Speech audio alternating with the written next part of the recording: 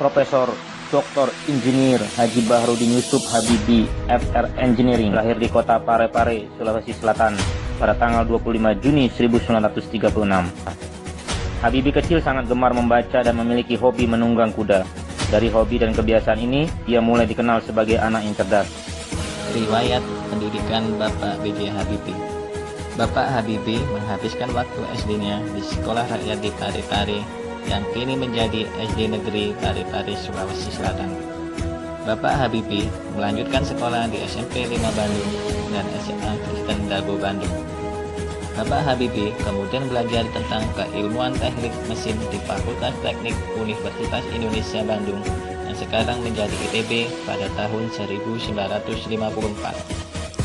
Pada tahun 1955 sampai dengan tahun 1965, Bapak Habibie melanjutkan studi teknik penerbangan, spesialisasi konstruksi pesawat terbang di RWTH Aceh, Jerman Barat. Yang dilakukan Bapak B.J. Habibie di bidang politik diantaranya memberi kebebasan pada rakyat untuk menyalurkan aspirasinya, sehingga banyak bermunculan partai-partai politik baru yang sebanyak 48 partai politik.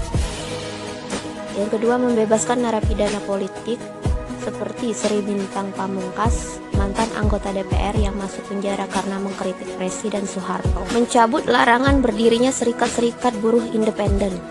Membentuk 3 undang-undang yang demokratis, di antaranya undang-undang mengenai partai politik, pemilu, dan susunan kedudukan MPR atau DPR. Perjalanan karir Bapak B.J. Habibie. 1. Pernah bekerja di sebuah penerbangan di Hamburg, Jerman. 2. Menjabat Menteri Riset dan Teknologi tahun 1978 hingga 1998. Pada saat inilah Bapak B.J. Habibie membuat pesawat karya bangsa Indonesia melalui PT IPTN. 3. Menjabat Wakil Presiden ke-7 tahun 1998. 4. Menjadi Presiden Indonesia ketiga tahun 1998 sampai 1999. Masa-masa sulit membayangi pemerintahan Bapak B.J. Habibie. Beliau dihadapkan pada prospek ekonomi yang benar-benar buruk. Menghadapi situasi yang ada, Bapak B.J. Habibie menunjukkan sikap akuntabilitasnya sebagai seorang presiden.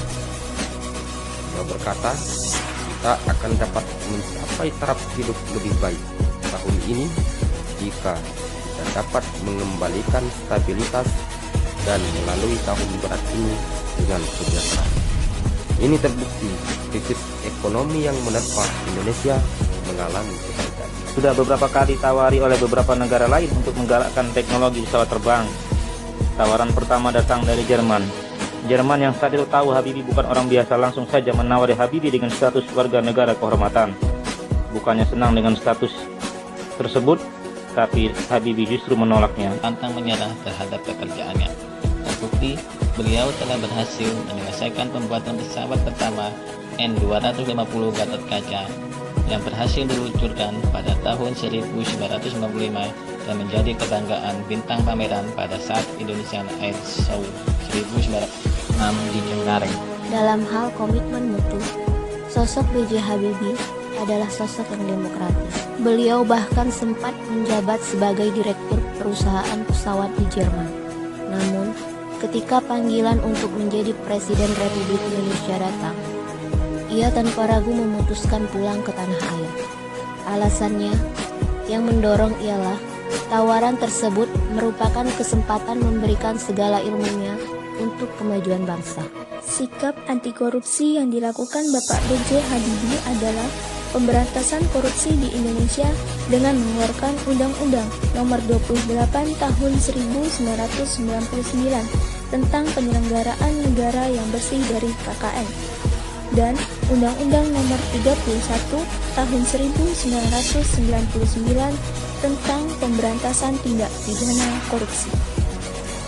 Dari kisah inilah, Bapak Bahrudin Yusuf Habibie menjadi salah satu tokoh yang menginspirasi kami untuk berkomitmen dan mengaktualisasikan nilai-nilai aneka, yaitu akuntabilitas, nasionalisme, etika publik, komitmen mutu, dan anti korupsi.